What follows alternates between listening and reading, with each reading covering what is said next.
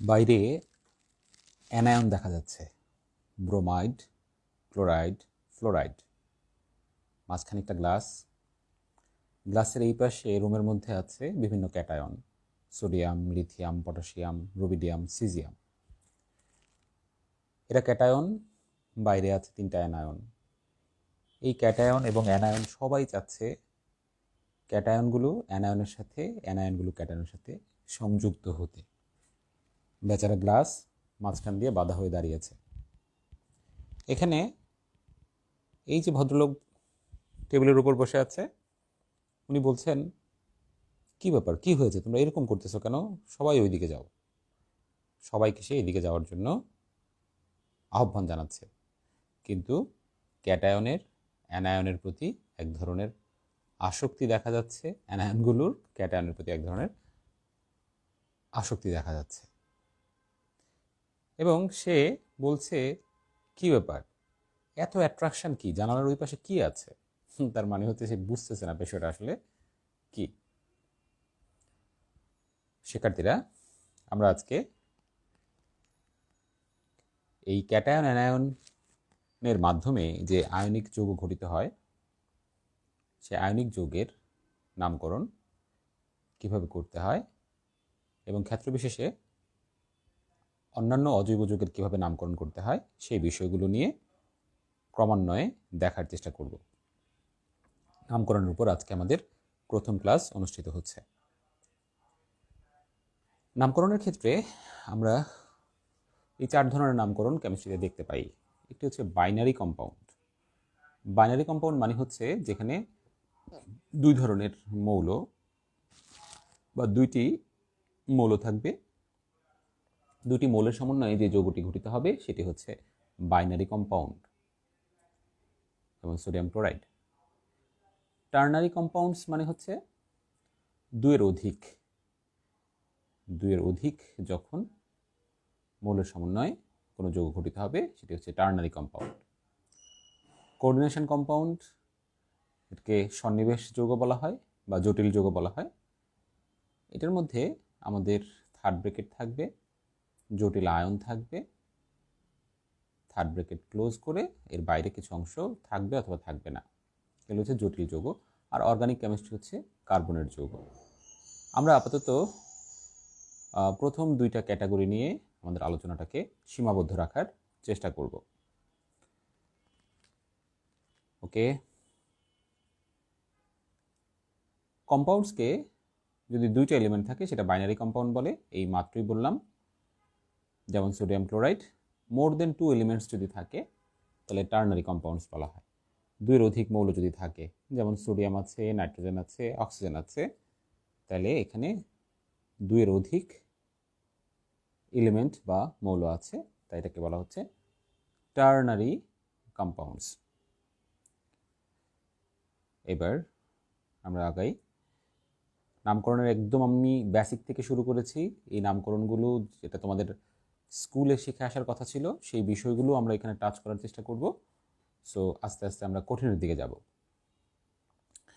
এখানে একটা যৌগ দেখানো হচ্ছে AS2O5। AS2O5। এখন এখানে দেখো AS হচ্ছে আর্সেনিক, আর নিচে যে 2 লেখা, এই 2 হচ্ছে তার সংখ্যা বোঝাচ্ছে।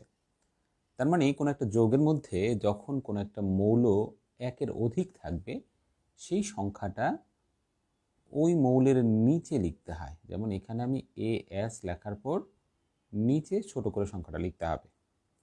আবার দেখো ও, এটা 5টা আছে, তাই আমি নিচে ছোট করে 5 লিখেছি। এটি কিন্তু এইভাবে লিখলে হবে না, কিংবা এই 2 এটি কিন্তু আগে দিলেও হবে না। কোনো যৌগে কোনো মৌল একের অধিক থাকলে তার ডান দিকে নিচে লিখতে হয়। এটি এখানে বোঝানোর চেষ্টা করা হচ্ছে। আচ্ছা, এখন এটার নাম কিভাবে হবে?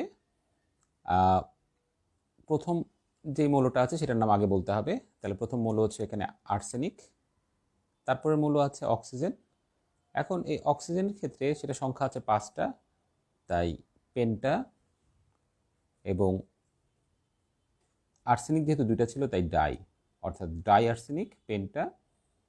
এরপরে তার রুট নাম বলতে হবে, পেন্টার পরে অধাতুর রুট নাম অক্সো, এর সাথে আইড কথাটা যোগ হবে, তাহলে অক্সো যোগ আইড মানে অক্সাইড। তাহলে সামারি কথাটি কি দাঁড়ালো? ডাইআর্সেনিক পেন্টা অক্সাইড। এভাবে আমরা এই যৌগটির নামকরণ করতে পারি। ওকে, এরপরে দেখো অ্যালুমিনিয়াম ক্লোরাইড আমরা লিখতে চাচ্ছি, তাহলে কীভাবে লিখবো? এটাকে ক্রিস ক্রস রুল বলা হয়। ক্রিস ক্রস রুল মানে একজনের সাথে আরেকজনের ক্রসিং করা হয়। কি ক্রসিং? দেখো, অ্যালুমিনিয়ামের হচ্ছে জারণ মান +3, ক্লোরাইডের জারণ মান হচ্ছে -1। যেহেতু অ্যালুমিনিয়ামের জারণ মান হচ্ছে +3 আর ক্লোরাইডের -1, তাই আমার 3টা মাইনাস চার্জ লাগবে। এখন একটা +3 সাথে 3টা মাইনাস চার্জের জন্য তাহলে আমার কী করতে হবে? 3টা ক্লোরাইড নিতে হবে, ক্লোরিন পরমাণু, আর একটা অ্যালুমিনিয়াম পরমাণু নিতে হবে। কেন নিয়েছি? টোটাল চার্জকে সমতা করার জন্য। আবার বলছি, অ্যালুমিনিয়ামের +3 চার্জ, ক্লোরিনের হচ্ছে -1 চার্জ, তাই 3টি ক্লোরিন লাগবে, একটি অ্যালুমিনিয়াম লাগবে। তাহলে যৌগটা হবে AlCl3। এইভাবে যৌগটির নামকরণ করা, যৌগটির সংকেত লিখতে হবে। তাহলে ক্রিস ক্রস, ক্রস হলো কীভাবে? দেখো, ক্রসটা এইভাবে হলো যে অ্যালুমিনিয়ামের যে জারণমান 3 ছিল, সেই জারণমানটি চলে আসছে ক্লোরিনের ডান দিকে নিচে, আর ক্লোরিনের জারণমান যে -1 ছিল, সেই সংখ্যাটি চলে আসছে অ্যালুমিনিয়ামের নিচে। এখন 1 যদি কখনো সংখ্যা হয়, সেটি কিন্তু আমরা লিখি না, সেটি লেখার প্রয়োজন হয় না। তাহলে এইভাবে আমার এটা কি ক্রস হলো, এই যে এই অ্যালুমিনিয়ামেরটা এখানে, এই ক্লোরিনের সংখ্যাটা এখানে। ঠিক ঠিক আছে, আশা করি বুঝতে পেরেছো। আবারও দেখাচ্ছি, এই যে এই অ্যালুমিনিয়ামের 3 সংখ্যাটা এখানে আসছে, আর এই যে ক্লোরিনের 1, এই সংখ্যাটা এখানে চলে এসেছে। সংখ্যাটা শুধু আসবে, জারণ মান এই বিষয়টি আসবে না। ওকে, আরেকটা দেখি, অ্যালুমিনিয়াম অক্সাইড।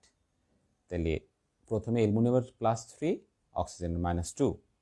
তাহলে অ্যালুমিনিয়ামের সংখ্যা +3, এটা আনতে হবে এখানে, অক্সিজেনের সংখ্যা -2, এটা আনতে হবে অ্যালুমিনিয়ামের মধ্যে। তাহলে আনলে কি হচ্ছে, অ্যালুমিনিয়ামের সাথে হবে 2, অক্সিজেনের সাথে হবে 3, হয়ে গেল আমার অ্যালুমিনিয়াম অক্সাইড। ওকে, এবার আরেকটা দেখি, ম্যাগনেসিয়াম অক্সাইড। তাহলে ম্যাগনেসিয়ামের জারণ মান 2, এটা আনলাম এখানে, অক্সিজেনের -2, এটা আনলাম, 2 সংখ্যাটা আনলাম এখানে। তাহলে এখন ক্রিস ক্রসের কারণে এটা হয় Mgর সাথে 2, ও এর সাথে 2। খেয়াল করো, Mg2O2। এক্ষেত্রে মনে রাখবে, যদি ক্যাটায়ন এবং অ্যানায়নের মধ্যে যেই সংখ্যাটা আমরা লিখব ডান দিকের নিচে, সেই সংখ্যাটা যদি সমান হয়ে যায়, যেমন এখানে কিন্তু সংখ্যাটা সমান হয়ে গিয়েছে, যদি সমান হয়ে যায় সেক্ষেত্রে কিন্তু সেটা বাদ দিয়ে দিতে হবে। তাহলে এই যে 2 2 বাদ দিয়ে আমি পরবর্তীতে MgO লিখেছি। খুবই সহজ নিয়ম, কারণ দুইটাই সমান পরিমাণে আছে, তাই MgO এভাবে লেখা হয়েছে। শিক্ষার্থীরা, তোমরা যদি না বুঝো অবশ্যই আমাকে কমেন্ট করে জানাবে কোন অংশটা বুঝছো না। এবার দেখো বেরিয়াম অক্সাইড, আমরা এখান থেকে দেখি বেরিয়াম অক্সাইড, বেরিয়ামের +2, অক্সিজেনের -2, তাহলে BaO হবে। সোডিয়াম ব্রোমাইড, সোডিয়ামের +1, ব্রোমাইডের -1, তাহলে NaBr, এভাবে হবে। ম্যাগনেসিয়াম আয়োডাইড, ম্যাগনেসিয়ামের +2, আয়োডিনের -1, তার মানে Mgi2 হবে। কেন? খেয়াল করো, ম্যাগনেসিয়ামের হচ্ছে +2, আর আয়োডিনের ছিল -1, তাহলে এই 2 এটা যাবে এখানে, যে Mg2, আর এই 1 এটা আসবে এখানে, তাহলে Mg1। ঠিক আছে, এভাবে আমরা লিখতে পারি। তারপরে দেখো পটাশিয়াম ক্লোরাইড, পটাশিয়ামের +1, ক্লোরাইডের -1। স্ট্রনশিয়াম ফ্লোরাইড, স্ট্রনশিয়ামের হচ্ছে +2, ফ্লোরিনের হচ্ছে -1, তাহলে SrF2। সিজিয়াম ফ্লোরাইড, সিজিয়ামের হচ্ছে +1, ফ্লোরাইডের হচ্ছে -1। এখন তুমি ভাবতে পারো যে আমি বুঝবো কিভাবে কোনটা +1, কোনটা +2 কিংবা কোনটা -1। এটি বোঝার ক্ষেত্রে একটা সহজ টেকনিক আছে। যেগুলো 1 নম্বর গ্রুপে বা 1-এর এতে অবস্থিত তাদের জারণ মান হচ্ছে +1। যারা 2 নম্বর গ্রুপে বা 2-এর এতে অবস্থিত তাদের জারণ মান হচ্ছে +2।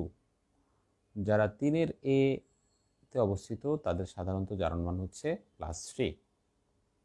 আবার যারা 17 নম্বর অথবা 7-এর এতে অবস্থিত তাদের জারণ মান হচ্ছে -1। যারা 16 কিংবা 6-এর এতে অবস্থিত তারা হচ্ছে -2। এই 5টি বিষয় মনে রাখতে হবে। এখন এখানে কিছু ব্যতিক্রম আছে, যেমন 1-এর এতে হাইড্রোজেন +1, কিন্তু যদি হাইড্রাইড হয় সেটা হলো -1।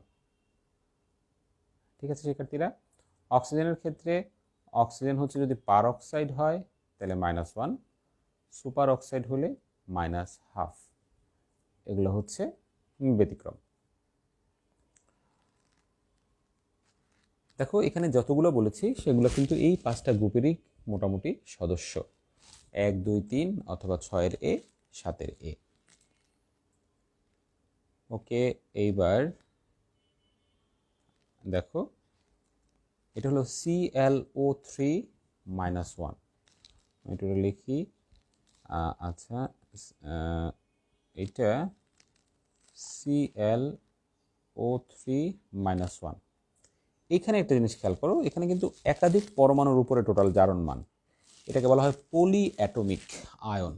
পলি অ্যাটমিক আয়ন অর্থাৎ যখন একাধিক পরমাণুর উপর টোটাল ধনাত্মক বা ঋণাত্মক চার্জ থাকবে সেটাকে পলি অ্যাটমিক আয়ন, বাংলা আমরা এটাকে মূলক বা যৌগমূলক বলে থাকি। ঠিক আছে, যেমন এখানে 3টা অক্সাইড এবং 1টা ক্লোরিন, এর টোটাল জারণ মান হচ্ছে -1।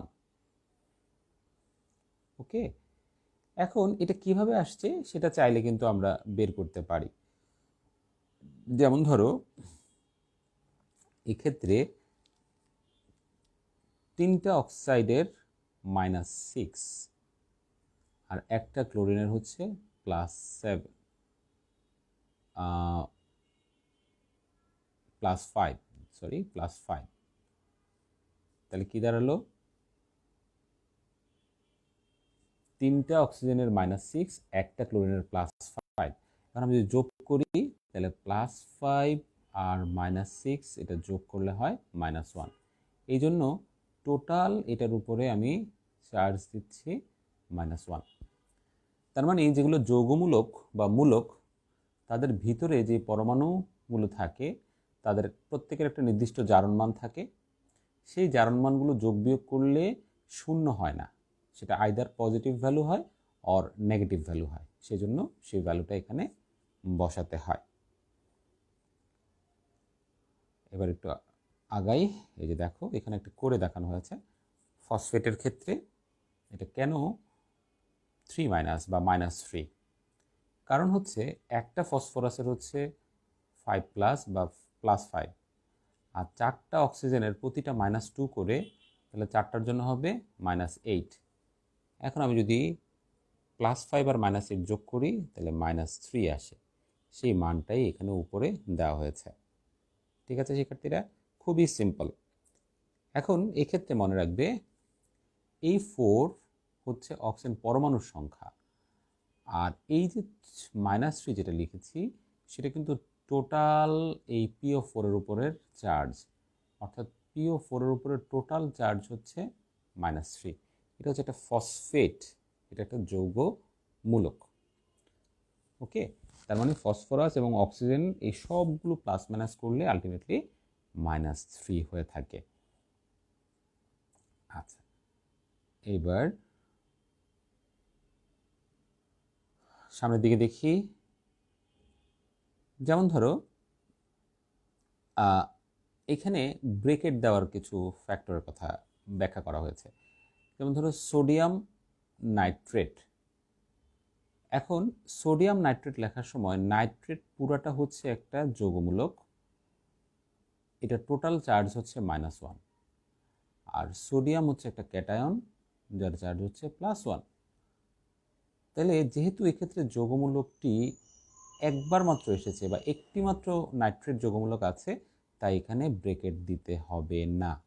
দেখো, এই জন্য আমরা এখানে লেখার সময় কি করেছি, কোনো ব্রেকেট দেইনি। পরেরটা দেখো, কোবাল্ট নাইট্রেট, এক্ষেত্রে একটা ব্রেকেট দেওয়া হয়েছে, কারণ কোবাল্ট এখানে হচ্ছে +2 আর নাইট্রেট এটি দুইবার এসেছে, তাই ব্রেকেট দিতে হবে। কারণ প্রতিটা নাইট্রেট হচ্ছে -1, দুইটার জন্য -2। এখন খেয়াল করো, আমি যদি ব্রেকেটটা না দিই তাহলে কেমন হবে। NO3 যদি লিখি তাহলে এটা হঠাৎ করে 32 মনে হতে পারে, 2টা যদি একটু উপরে উঠে যায়, কিংবা এটা মনে হতে পারে যে এটা আসলে নাইট্রোজেনের সাথে নাই, অক্সিজেনের সাথে শুধু আছে। বাট আমি যখন ব্রেকেট দিচ্ছি তখন কিন্তু বোঝাচ্ছে যে এই ব্রেকেটের ভিতরের জিনিসটি দুইবার হবে। তার মানে কখন আমরা ব্রেকেট দিব, যখন কোনো যৌগমূলক 2 বা ততোধিকবার আসবে। একইভাবে অ্যামোনিয়াম সালফেট, অ্যামোনিয়াম হচ্ছে +1, সালফেট হচ্ছে -2। তো এটা যেহেতু +1, তার মানে এটা দুইটা লাগবে, এটা দুইটা দিলে এটা +2 হবে। এভাবে আমরা অ্যামোনিয়াম সালফেট এটি লিখতে পারি। ওকে, একইভাবে কোবাল্ট হাইড্রোক্সাইড এটি লেখা হয়েছে। দেখো, কোবাল্ট এখানে +2, হাইড্রোক্সাইড হচ্ছে -1, তার মানে এটাকে দুইটা দিতে হবে হাইড্রোক্সাইড, তাই -2, আর এটি হচ্ছে +2। বিষয়গুলো খুবই সহজ, আমি একবারে সহজ থেকে শুরু করেছি, আস্তে আস্তে কঠিনগুলোর দিকে আমরা অগ্রসর হব। এবার দেখো অ্যালুমিনিয়াম কার্বনেট, খেয়াল করো, অ্যালুমিনিয়াম হচ্ছে +3। আচ্ছা, +3টা আমি নিচে লিখি, তাহলে তোমার বুঝতে সুবিধা হবে। এটা +3, কার্বনেট হচ্ছে -2। তাহলে এখন এটাকে যদি ব্যালেন্স করতে হয়, এই +3 সাথে 2 গুণ দিলে হবে +6, রাইট? তাহলে 3 × 2 = 6। আবার এটা যেটা -2, তার সাথে যদি আমি 3 দিয়ে গুণ দিই তাহলে হবে -6। তার মানে -2 যদি আমি 3টা নেই আর +3 যদি 2টা নেই তাহলে ব্যালেন্স হয়। তো নিলাম এটা 2টা, নিলাম এটা 3টা। এখন কথা হচ্ছে, অ্যালুমিনিয়ামের মধ্যে কি ফার্স্ট ব্রেকেট দেওয়ার প্রয়োজন আছে কিনা? আনসার হচ্ছে না, অ্যালুমিনিয়ামের মধ্যে ফার্স্ট ব্রেকেট দেওয়ার প্রয়োজন নেই। কারণ অ্যালুমিনিয়াম তো এমনিতে একটা মৌল, এটার মধ্যে আমরা কখনোই লেখার সময় ফার্স্ট ব্রেকেট এরকম কিছু দেই না। তার মানে হবে Al2CO3 ঠিক আছে? যেমন আমরা যখন অ্যালুমিনিয়াম ক্লোরাইড লিখি, অর্থাৎ যদি কোনো সংকেত লেখার সময় 2টি পরমাণু অ্যালফাবেট ইউজ করা হয়, তার মধ্যে কিন্তু আমরা কখনো ফার্স্ট ব্রেকেট দেই না। যেমন A আর L দিয়ে অ্যালুমিনিয়াম হয়েছে, C আর L দিয়ে ক্লোরিন হয়েছে, এরকম কোনো ক্ষেত্রেই আমরা ফার্স্ট ব্রেকেট দেব না। কিন্তু যৌগমূলকের ক্ষেত্রে আমরা অবশ্যই ফার্স্ট ব্রেকেটটি ব্যবহার করব, যদি যৌগমূলকের সংখ্যা 2 বা ততোধিক হয়। সোডিয়াম হাইড্রোক্সাইড, এখানে sodium +1, hydroxide -1, so normally balance হয়ে গিয়েছে, তাই এটার মধ্যে আর ফার্স্ট ব্রেকেট হবে না। ঠিক আছে শিক্ষার্থীরা, এভাবে আমরা বিষয়গুলোর ব্যাখ্যা দিতে পারি। এবার দেখো আয়নিক কম্পাউন্ড লেখার কিছু রুলস। যেমন সোডিয়াম ফ্লোরাইড, একটু আগে আলোচনা করেছি, সোডিয়াম +1, ফ্লোরাইড -1, তাহলে NaF। Barium oxide, barium +2, oxide হচ্ছে -2, তাহলে BaO, বেরিয়াম অক্সাইড। ঠিক আছে, এখানে সংখ্যা হবে না। সোডিয়াম অক্সাইড, সোডিয়াম হচ্ছে +1, তাহলে সোডিয়াম লাগবে 2টা, আর অক্সাইড যেহেতু -2, তাই সোডিয়াম আমরা এখানে 2টা ব্যবহার করেছি। বেরিয়াম ফ্লোরাইড, বেরিয়াম হচ্ছে +2, তাহলে ফ্লোরাইড যেহেতু -1, তাই ফ্লোরাইড লাগবে 2টা। খুবই সহজ, আশা করি তোমরা বুঝতে পারছো। এবার দেখো আমরা আরেকটা চিত্র দিয়ে ক্যালসিয়াম মানে যৌগের সংখ্যাগুলোকে বোঝানোর চেষ্টা করি। দেখো ক্যালসিয়াম +2, তাহলে এই যে ক্যালসিয়াম +2, আমরা এই যে এখানে এটা লিখলাম ক্যালসিয়াম +2 জন্য আমি এখানে দেখো 2টা ত্রিভুজের মতো এঁকেছি। এই যে দেখো, এইটা একটা ত্রিভুজ, এইটা একটা ত্রিভুজ, অর্থাৎ প্রতিটা প্লাস বা প্রতিটা মাইনাসের জন্য আমি কি করছি, একটা করে ত্রিভুজ আঁকছি। ফসফাইডের জন্য -3, তার মানে এখানে 3টা ত্রিভুজ হবে, এই একটা, এই 2টা, এই 3টা, ঠিক আছে, এভাবে। তাইলে এখন তো এই প্লাসের ত্রিভুজ আর মাইনাসের ত্রিভুজের ব্যালেন্স হলো না, মাইনাসের ত্রিভুজ বেশি আছে। তাহলে আবার ক্যালসিয়ামের আরেকটা নেই, কিন্তু এখন আবার ক্যালসিয়াম একটা বেড়ে গেল, তাহলে 2টা ক্যালসিয়াম একটা ফসফাইডে হচ্ছে না। তাহলে এবার আবার আরেকটা ফসফাইড নেই, 2, 3, হচ্ছে না। তাহলে আবার একটা ক্যালসিয়াম নেই, 1, 2, হ্যাঁ এবার মিলে গেছে। তার মানে 3টা ক্যালসিয়ামের সাথে 2টা ফসফাইড নিলে আমার আলটিমেটলি বিষয়টা মিলে যায়। এটা ব্লকিং সিস্টেমের মাধ্যমে দেখানো যে কেন 3টা ক্যালসিয়ামের সাথে 2টা ফসফাইড প্রয়োজন হয়। তার মানে সংকেতটা আলটিমেটলি হবে Ca3P2। যে কথাটা আমরা একটু আগে বলেছিলাম জারণ মানের সাপেক্ষে, যে ক্যালসিয়ামের +2, তার মানে 3টা হলে +6 হবে, ফসফাইডের জারণ মান -3, তার মানে 3টার জন্য -6, সরি 2টার জন্য -6 হবে। এভাবেও জিনিসটাকে ব্যাখ্যা করা যায়। তো এই ধরনের আরও বেশ কিছু উদাহরণ আমরা এখানে দেখিয়েছি। এই যে দেখো ক্যালসিয়াম ফসফেটটা আলটিমেটলি তাহলে এভাবে লিখতে হবে। ওকে, এখন কিছু পলিএটমিক আয়ন আছে যেগুলো একটু মেমোরাইজ করার জন্য সাজেস্ট করা হচ্ছে। যেমন ফসফেট, এটা তোমরা অনেকেই জানো, PO4 -3, সালফেট SO4 -2, এটা জানো অনেকেই। কার্বনেট CO3 -2, তারপরে হচ্ছে ক্লোরেট, ক্লোরেটটা কিন্তু অনেকে জানো না, এটা একটু কষ্ট করে মুখস্থ করতে হবে। ClO3 -1, টোটাল চার্জ হচ্ছে -1 যদি হয় তখন সেটাকে আমরা বলবো কি, ক্লোরেট, ঠিক আছে। তারপরে দেখো নাইট্রেট, নাইট্রেটটা কি, NO3 -1, এটা অনেকেই জানো। এগুলো হচ্ছে অ্যানায়নের ক্ষেত্রে মানে মাইনাস চার্জ যুক্ত, আর ক্যাটায়নের ক্ষেত্রে ammonium ion, hydroxide ion, cyanide ion, এগুলো অবশ্য তোমরা মোটামুটি সবাই জানো। এগুলো এই 8টা প্রায় সময় কাজে লাগে, তাই এই 8টাকে মুখস্থ রাখার জন্য সাজেস্ট করা হচ্ছে। 5টা অ্যানায়ন, 3টা ক্যাটায়ন। এরপরে আরও কয়েকটা আছে যেগুলো একটু কঠিন কিন্তু একটু উচ্চতর জ্ঞানের জন্য কাজে লাগে, যেমন অক্সালেট। অক্সালিক অ্যাসিড থেকে 2টা হাইড্রোজেন যদি চলে যায় তখন যা থাকে তাকে বলা হয় অক্সালেট। দেখো এই যে অক্সালিক অ্যাসিডের মধ্যে একটা H2 ছিল, তো H2 চলে যাওয়ার কারণে এখানে -2 চার্জ বেড়ে গিয়েছে। ক্রোমেট CrO4 -2, এটিও তোমরা অনেকে হয়তো জানো, ক্রোমেট। তারপর হচ্ছে ডাইক্রোমেট Cr2O7 -2, যেমন পটাশিয়াম ডাইক্রোমেট আমরা যখন লিখি তখন কিন্তু K2Cr2O7 লেখা হয়। ওই যে পটাশিয়ামের যেহেতু +1 তাহলে 2টার জন্য +2, এভাবে বিষয়টা হয়ে থাকে। তারপরে হচ্ছে পারম্যাঙ্গানেট KMnO4, পটাশিয়াম পারম্যাঙ্গানেট আমরা লিখি KMnO4, তাহলে কে জন্য একটা পজিটিভ চার্জ, এই পজিটিভ চার্জটা না থাকার কারণে এখানে MnO4 -1, এভাবে বিষয়টা লিখতে হয়। অ্যাসিটেট অ্যাসিটিক অ্যাসিড থেকে একটা হাইড্রোজেন চলে গেলে সেটাকে অ্যাসিটেট বলে, তার মানে এটার জারণ মান হচ্ছে -1।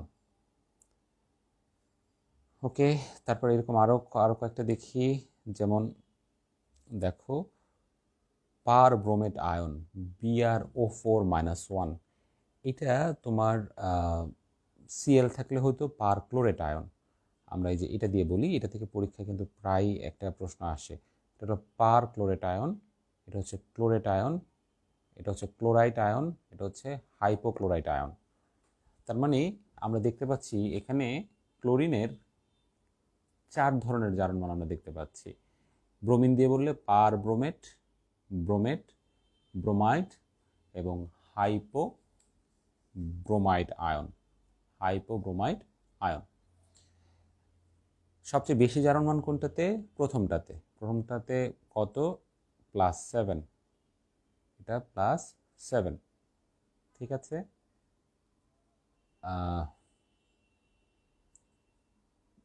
তারপরটা কত?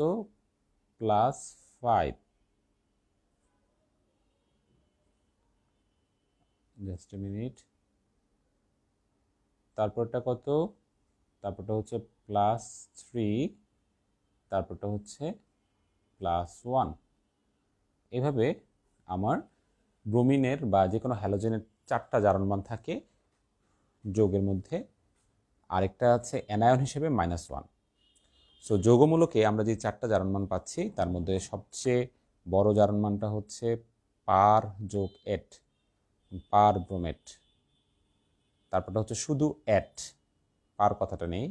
তারপরটা হচ্ছে আইট, লাস্টটা হচ্ছে হাইপো, তারপরে হ্যালোজেন রুট শব্দ, তারপর আইট, তার মানে হাইপো ব্রোমাইট। একটু মেমোরাইজ করতে হবে, মেমোরাইজ করলে পরে ঠিক হয়ে যাবে। ওকে, তারপরে যেমন ধরো এখানে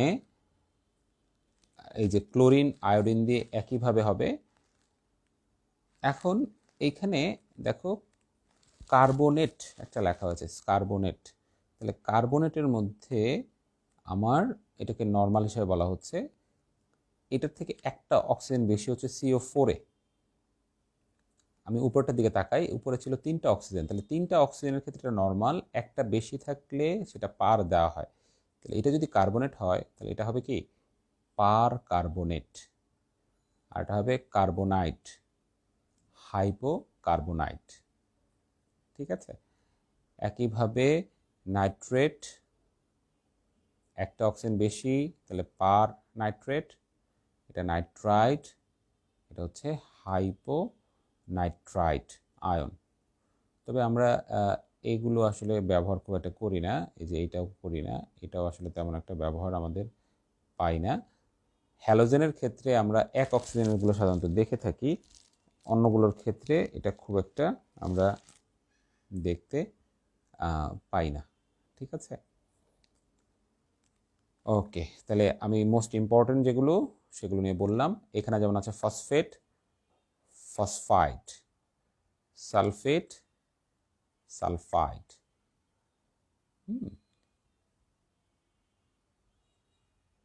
তাহলে phosphate, phosphide, sulphate, sulphide, nitrate, nitrite, এই নিচের 6টা এগুলো কিন্তু আমাদের প্রায়ই ব্যবহার করতে হয়। ওকে, আমরা এবার একটু ফরওয়ার্ড হই। হ্যাঁ, এই যে দেখো যে প্যাটার্নটা এখানে কমনলি লেখা হয়েছে, 3টা থাকলে হচ্ছে অ্যাট, 4টা থাকলে হচ্ছে পার যোগ অ্যাট, 2টা থাকলে আইট, একটা থাকলে হাইপো যোগ আইট। কার ক্ষেত্রে? কেন্দ্রীয় পরমাণুটার ক্ষেত্রে, এই যে ওয়াই, প্রতি ক্ষেত্রে ওয়াই এর মধ্যে আমরা এই কথাটা বলছি। শিক্ষার্থীরা মনে রাখতে হবে এই ধরনের কিছু নাম আছে যেগুলো আমাদেরকে মুখস্থ করতে হবে। আচ্ছা, ব্লকিং সিস্টেমে ক্রিসকস রুলে অনেকগুলো এখানে আবারও দেখানো হয়েছে, সো এগুলো তোমরা আশা করি পারবে।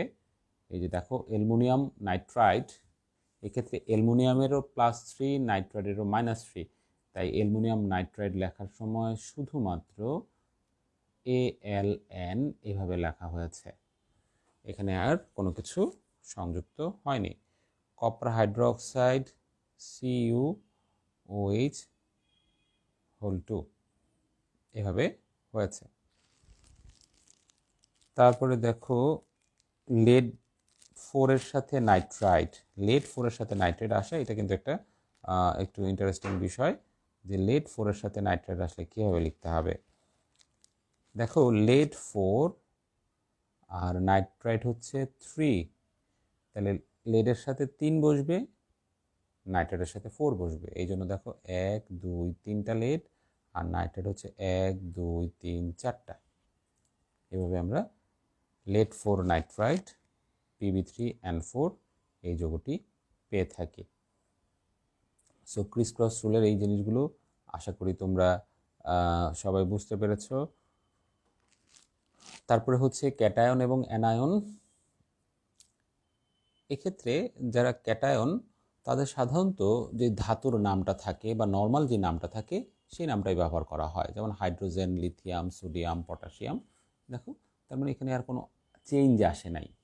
কিন্তু যারা অ্যানায়নের ক্ষেত্রে নামের রুট শব্দের শেষে আইড, এই যে দেখো আইড কথাটা এখানে ব্যবহার করা হচ্ছে, এই যে আইড, প্রত্যেকটার সাথে ide, hydride, fluoride, chloride, bromide, এভাবে আইড কথাটি ব্যবহার করা হচ্ছে। আর তার আগে ওই মৌলটির রুট শব্দ, যেমন ফ্লোরিনের ক্ষেত্রে ফ্লোরো যোগ আইড, তার মানে ফ্লোরাইড। ওকে, এইভাবে আমরা ব্যবহার করে থাকি। এখানে কিছু গুরুত্বপূর্ণ ক্যাটায়ন এবং অ্যানায়নের নাম আবার সামারি হিসাবে দেওয়া হয়েছে। এই যে দেখো অ্যামোনিয়াম অ্যাসিটেট বাইকার্বনেট HCO3-, এটাকে বলা হয় বাইকার্বনেট বা হাইড্রোজেন কার্বনেট। তারপর হাইড্রোক্সাইড, নাইট্রাইট, নাইট্রেট, পারম্যাঙ্গানেট ইত্যাদি। হ্যাঁ, এই নামগুলো আমরা একটু আগেও দেখেছি। মনে রাখবা যে কিছু কিছু নাম আছে যেগুলো আমাদেরকে প্র্যাকটিসের মাধ্যমে মুখস্থ করে ফেলতে হবে, তাহলে পরীক্ষার সময় বিভিন্ন যৌগ লেখার সময় ভুল হওয়ার সম্ভাবনাটি আর থাকে না। ওকে, তাহলে এগুলো প্রত্যেকটা নামই আমি একটু আগে দেখেছি: carbonate, chromate, dichromate, oxalate, sulphite, sulphate, borate, phosphite, phosphate. ঠিক আছে, এভাবে আমরা নামগুলো পেয়ে থাকি। এবার এখানে কেমিক্যাল বন্ডিংয়ের ক্ষেত্রে দুই ধরনের বন্ডিং আমরা পাই। একটা হচ্ছে সমযোজী বন্ধন, সেখানে দুইটা ইলেকট্রন দিয়ে একটা বন্ধন হয়, এই যেখানে দুইটা ইলেকট্রন দিয়ে বন্ধন হওয়ার পরে যোজ্যতা স্তরে অতিরিক্ত ইলেকট্রন থাকতে পারে, যেমন এই যে এখানে অতিরিক্ত ইলেকট্রন আছে।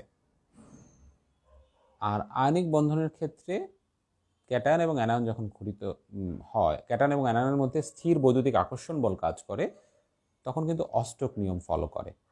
যেমন এখানে সোডিয়ামের 8টা ইলেকট্রন আছে, ক্লোরাইডেরও বাইরে 8টা ইলেকট্রন আছে। তাহলে আয়নিক বন্ধন হচ্ছে 8-এর নিয়ম ফলো করে সাধারণত। আর সমযোজী বন্ধনের ক্ষেত্রে যেখানে বন্ধনটা হচ্ছে দুইটা পরমাণুর মধ্যে, সেটা 2-এর নিয়ম ফলো করে। যেমন এখানে দেখানো হচ্ছে সোডিয়াম ধাতু যে এটা, আর ক্লোরিন গ্যাস একটা পাত্রে আছে। ক্লোরিন গ্যাসগুলো Cl2 ফর্মে থাকে। যখন এই দুইটা একসাথে মিক্স করা হয়, এই যে মিক্স করা হলো, মিক্স করার পরে সোডিয়াম ক্লোরাইড তৈরি হলো। এই যে সোডিয়াম ক্লোরাইড একটা ক্যালাস বা ক্রিস্টাল তৈরি হয়। মজার বিষয় হচ্ছে দেখো, এরা ইন্ডিভিজুয়ালি, এটা ধাতব বন্ধন ছিল, এটাতে সমযোজী বন্ধন ছিল, কিন্তু এইখানে তারা যুক্ত হওয়ার পরে নতুন একটা স্ট্রাকচার সোডিয়াম ক্লোরাইড এভাবে যুক্ত হয়ে খাদ্য লবণ তৈরি করে। যাই হোক, এগুলো আমাদের আলাদা টপিক আছে, সেখানে আমরা এগুলো বিস্তারিত আলোচনা করব। এবার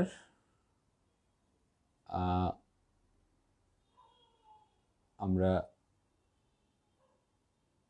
যদি আরেকটু ফরওয়ার্ড হই, যেমন আয়নিক বন্ধনের ক্ষেত্রে ফর্মুলা ইউনিট সোডিয়াম ক্লোরাইড এভাবে লেখা হয়, কারণ আসলে সোডিয়াম ক্লোরাইডের মধ্যে অসংখ্য সোডিয়াম ক্লোরাইড থাকে। একটা সোডিয়াম ক্লোরাইড ছোট্ট কণার মধ্যে অসংখ্য সোডিয়াম ক্লোরাইড থাকে, বাট আমরা একটাকে সাধারণত দেখাই, আর এটাকে বলা হয় ফর্মুলা ইউনিট। সমযোজী অণুর ক্ষেত্রে আমরা সাধারণত মলিকুলার ফর্মুলা এই জিনিসটা দেখিয়ে থাকি। যেমন কার্বন ডাইঅক্সাইড, এটা তার মলিকুলার ফর্মুলা। তাহলে সমযোজী অণুতে মলিকুলার ফর্মুলা দেখাই, আয়নিক যৌগের ক্ষেত্রে ফর্মুলা ইউনিট আমরা দেখিয়ে থাকি। ওকে, এরপরে এখানে দেখো আরেকটি জিনিস জাস্ট বলা হয়েছে, আয়নিক বন্ধন সমযোজী বন্ধনের মধ্যে কিছু পার্থক্যের কথা বলা হয়েছে। আয়নিক বন্ধনগুলো সাধারণত কিছু ল্যাটিস তৈরি করে, ক্রিস্টাল ল্যাটিস। আমরা একটু আগে যেটা দেখেছিলাম যে প্লাস মাইনাস মিলে একত্রে ল্যাটিস তৈরি করে। এরা সাধারণত সলিড হয়, এদের মেল্টিং পয়েন্ট বেশি হয়, পানিতে দ্রাব্যতা বেশি হয়। কিন্তু সমযোজী অণুগুলো কি করে, এগুলো সত্যিকার মলিকুল গঠন করে, অর্থাৎ এগুলো আলাদা আলাদাভাবে বিভিন্ন অণু গঠন করে।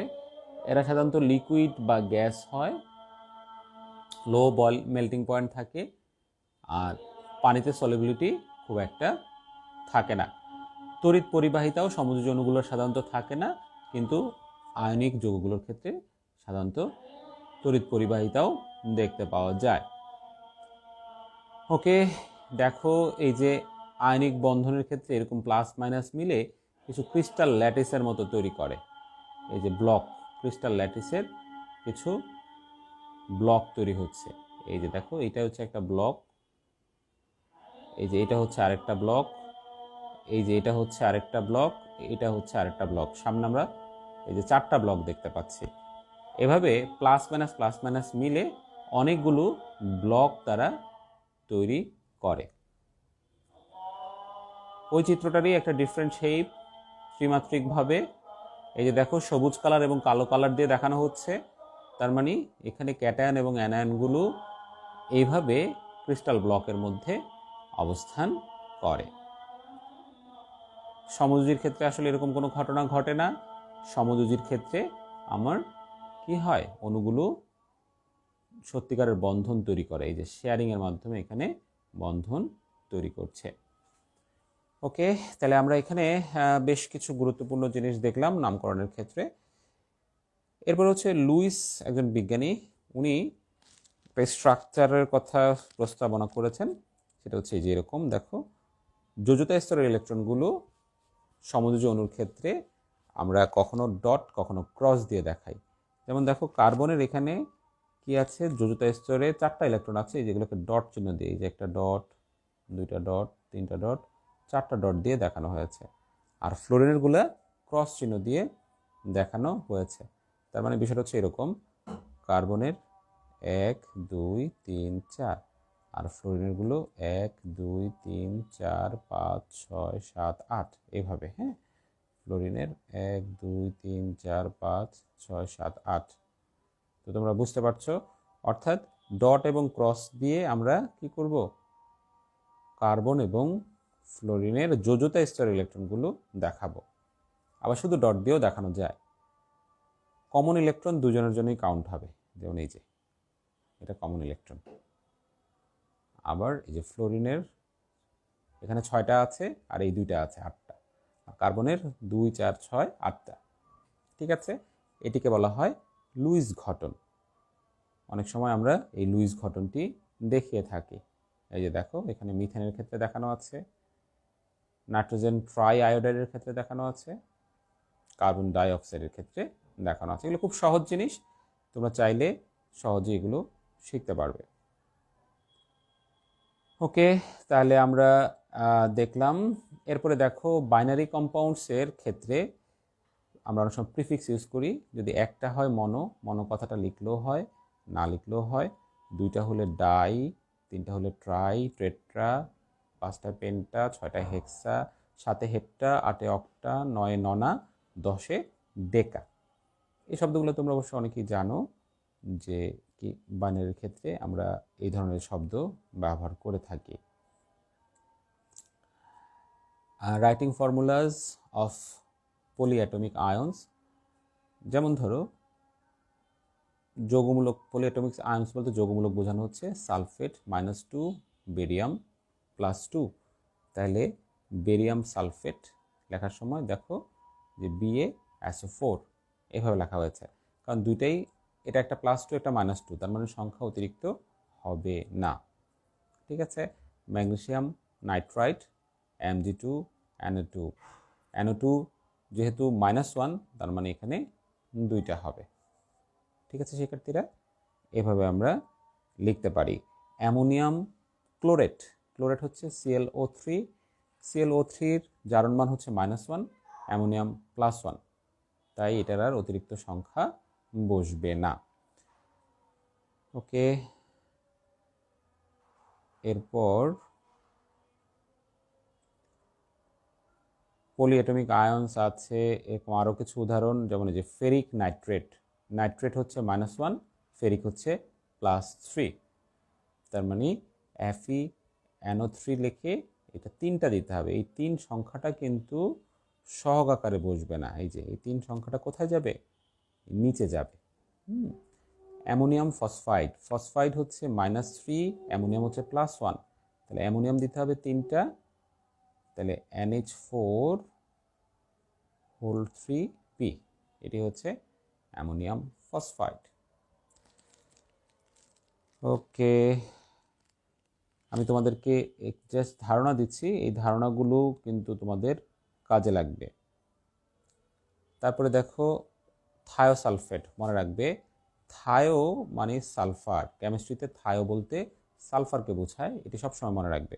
তাহলে অ্যামোনিয়াম থায়োসালফেট NH4 কেন, কারণ থায়োসালফেটের জারণ মান হচ্ছে -2 আর অ্যামোনিয়ামের জারণ মান হচ্ছে +1, তাহলে এখানে আমার কি করতে হবে, একটা 2 দিতে হবে। সিলভার ব্রোমেট, সিলভারের জারণ মান হচ্ছে +1 আর ব্রোমেটের জারণ মান হচ্ছে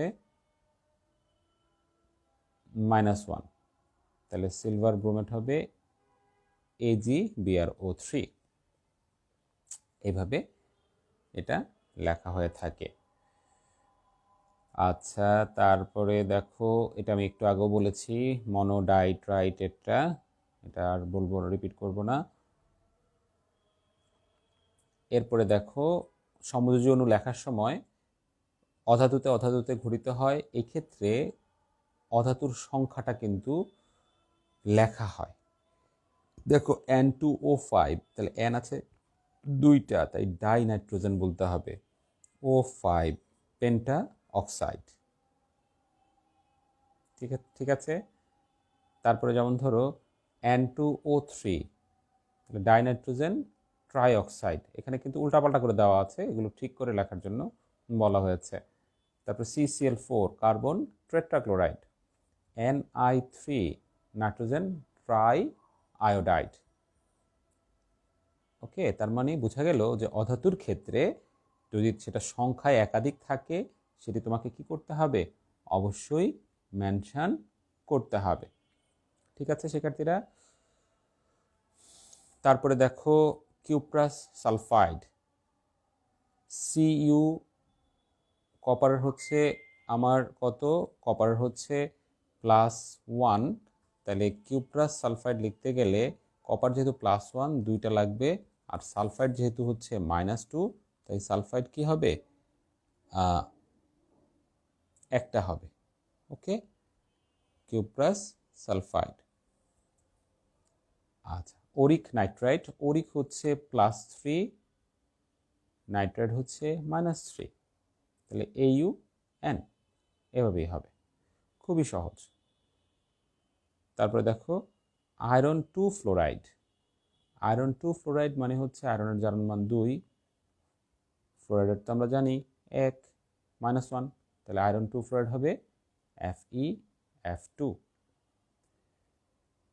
তারপরে দেখো স্ট্যানিক ক্লোরাইড বা টিন-4 ক্লোরাইডও বলা হয়, স্ট্যানিক হচ্ছে 4, তাহলে ক্লোরাইড লাগবে কয়টা, 4টা, কারণ ক্লোরাইডের হচ্ছে -1, সেজন্য 4টা লাগবে।